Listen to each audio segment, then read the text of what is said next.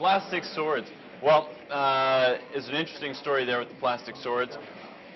Probably won't go into all the details there, but we wanted to have something that we brought to the conferences for the season that was interesting and fun and represented Dragon Age. And it's like, okay, well, how can we do this? How can we make this fun? How about we get something inflatable? How about we get something that represents the Grey Wardens, which is the main symbol of the game? Something that's exciting that people will see in all the trailers, that they can take home with them, that won't get them arrested at the airport. They can deflate it, everything is fine.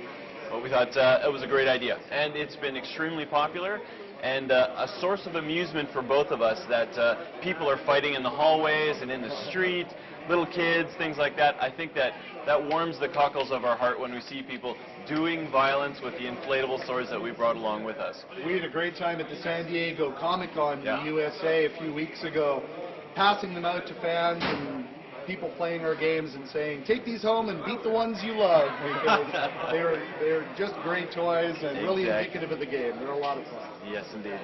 What is the difference between a community manager and a community coordinator? Good question. You've actually got a good quote about that, brains versus doing the actual work.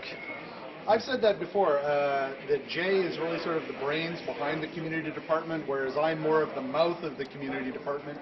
Jay has to do all the hard work. He has to do the planning and the scheduling, a lot of the documents and going into all the meetings. And I get the fun part. I get to do all the postings on our forums and the message boards. I get to come to great events like this. I get to meet with a lot of fans. So really, I've got the easier, cushier job, and he's got the hard work. Exactly. And dealing with a lot of things, actually, being in community is an extremely dynamic job. You show up for work and you think you know what you're going to be doing for the day, and then you're totally wrong 9 times out of 10. You will show up and maybe there's a crisis going on that Chris has to deal with in the forums. Maybe there's a new piece of PR messaging that we have to get out because it's a crisis.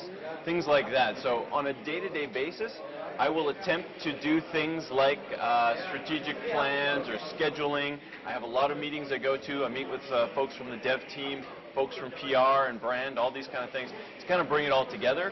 Our chief job in community is to make sure that the fans know what's going on as much as we can tell them, because obviously we're on a PR schedule, but doing that involves talking to a lot of people at BioWare to make sure that the message is very clear. Yeah, my day, very similar to Jay's. You arrive, you never really know what's going to happen. Yeah.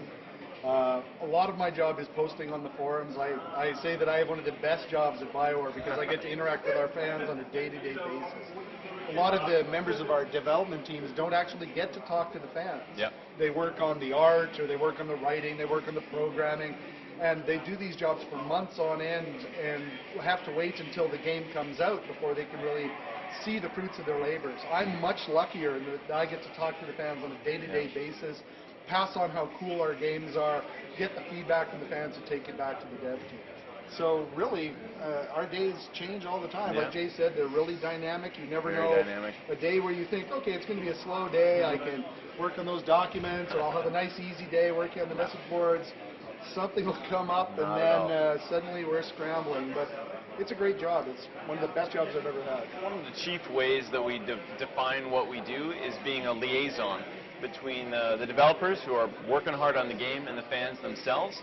And once you have that kind of role, that you're acting as a liaison, you don't know what's going to come from fans and you don't know what's going to come from developers, so you have to be prepared to deal with whatever when you arrive for work.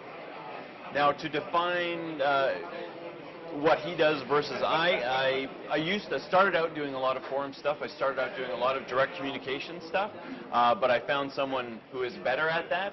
So that is why we've got Chris, and I can go off and do the documents, knowing that the fans are getting the best word from the best guy.